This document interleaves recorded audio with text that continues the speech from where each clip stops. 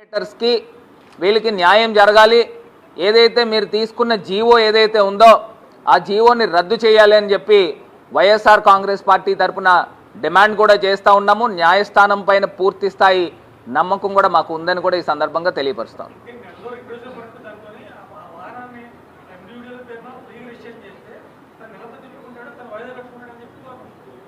ఇప్పుడు మీరు ఎప్పుడైనా చూసారండి 2 రోజుల్లో రేషన్ ఇవ్వడం ఎక్కడైనా జరుగుతుందా?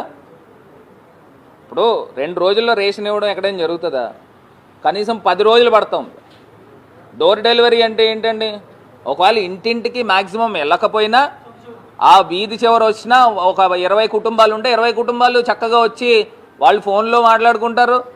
ఇగో పలానా టైంకి వస్తున్నాము అని వాళ్ళకి తెలుసు, తీసుకునే వాళ్ళకి తెలుసు, ఇచ్చేవాడికి తెలుసు.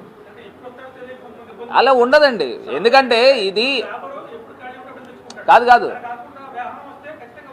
కాదు కాదు కాదు ఇది వ్యవస్థ అనేది ఇవాళ ఒక్క రోజుతో ఇచ్చేది కాదు కదా. ప్రతి నెల పలానా రోజు వస్తామని చెప్పేసి వాళ్ళు ఫోన్లు మాట్లాడుకుంటారు. ఇవన్నీ ఒక స్ట్రీమ్ లైన్ పద్ధతి అంతా కూడా చాలా సవ్యంగా జరుగుతూ ఉంది. ఇప్పుడు మీరు చూస్తారు రేపన్న రోజు నుంచి ఏ రకంగా ప్రజలు అవస్థలు పడతారు.